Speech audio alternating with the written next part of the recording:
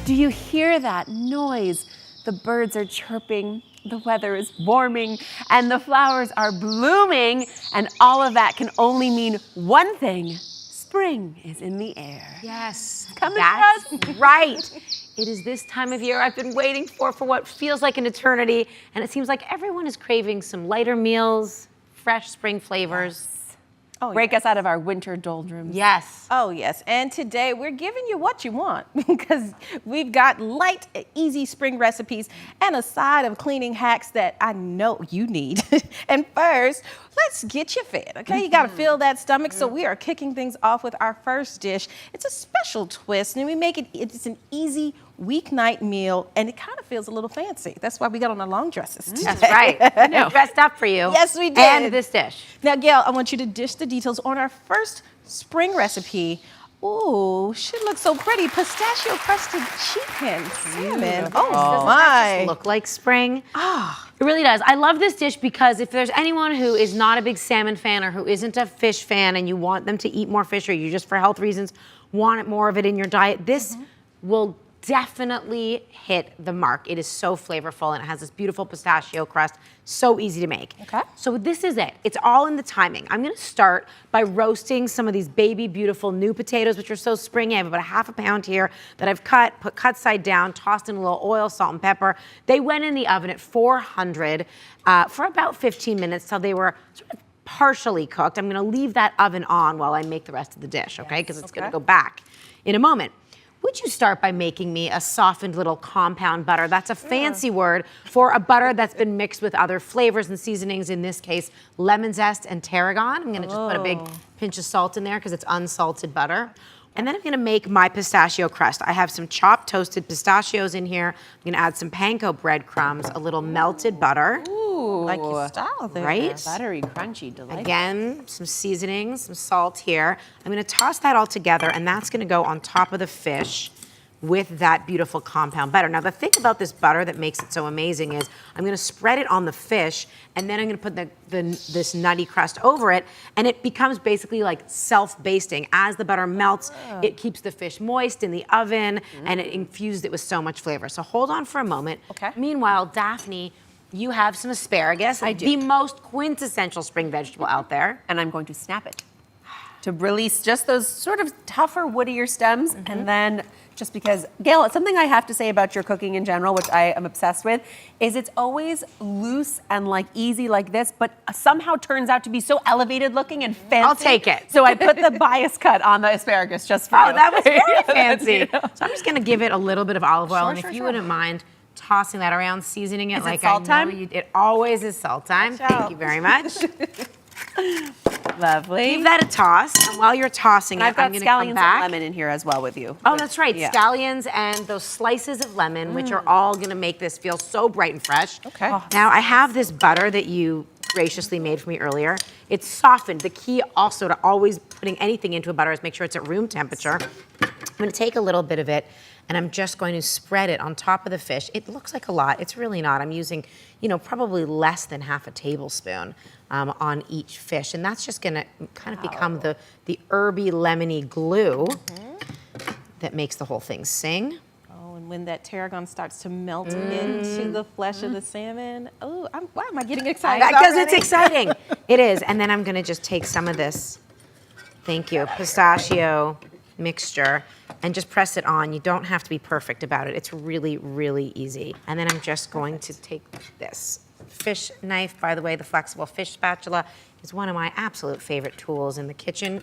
If you don't have one, it's like very inexpensive and so useful. I'm gonna spread these out. You're getting your side and your main all done at once. Yep, put it all Go in. on.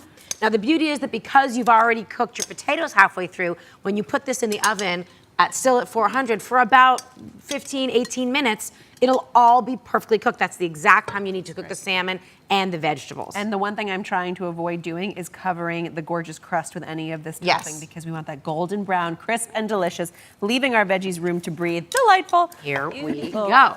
So while you pop that in the oven, Gail, I do sometimes hear, like when people are learning how to cook fish, learning how to make it at home, or have had it in a restaurant, maybe didn't love when they then tried to make it at home, it didn't taste the same way. it's, sometimes they say they don't like the look of that white stuff that can come out Yeah. when you cook your salmon at Let's home. just look at this for 1 Oh second. my goodness. That is how you That do it. so beautiful. The green, it just makes me happy. It's like sunshine. Delicious. Spring. All right, keep going. I want to know about the albumin because I do think it's something that people. But this is so glorious. I don't even want to talk about that anymore. But I will just say this. The little bits of white that do come out sometimes are called albumin. It's a protein that comes out of the fish. Usually when you overcook it, guys. So it heats up, it loses moisture, the white stuff squishes out. It's not that beautiful, obviously. It's definitely not harmful, but it's just not that appealing. And honestly, this is the number one trick when you are cooking fish at home. The more you cook it, the fishier it tastes, which is a sort of shocking thing to a lot of people. You think you're going to cook the fishiness out. You are not. The less you cook the fish, the more mild and marine and just like the sea it's going to taste. One way to avoid overcooking your fish is to remember that anything coming hot out of the oven is going to continue to cook even after it comes off the heat. That residual heat carries through. So take it out a little bit before it's done, and then using a gorgeous crust like Gail has here with this pistachio panko combo disguises any leaks that might happen, and of course locks in tons of delicious flavor. A little healthy, a lot decadent, really delicious. The flavors are all here. As promised, all throughout the show, we will be sharing cleaning hacks from our latest social media obsession, Mom That Loves to Clean. Here's a great tip to put your mop to work. Hi ladies of the Good Dish. I hear you guys are spring cleaning. Did you guys know that you could clean everything with your mop? It's as simple as this. Pop on a new mop head and I will show you what to do. Make sure you wring your mop out really well so there's no drips. You can easily clean your walls, ceilings, cabinets, baseboards, and trim. You literally can clean it all with your mop. When we come back, we will find out what a nutritionist eats when she wants something light but still hearty. Plus, her gut-friendly ingredient that not only is creamy and delicious, but could actually help with bloat. Plus, what TikTok is calling the healthier, cooler version of avocado toast. It's a fight. Stay with us. Welcome back to The Good Dish. Today we are talking spring cleaning, and it's not just about your pantries and your closets. Registered dietitian and celebrity nutritionist Keri Glassman joins us now with a creamy, delicious, hearty meal idea that can actually clean your belly. I love this. We're doing the inside cleaning too. Before we dive into this delicious looking recipe, tell everybody why it's so important that we maintain digestive health and good digestive health and what we're going to do to clean it today.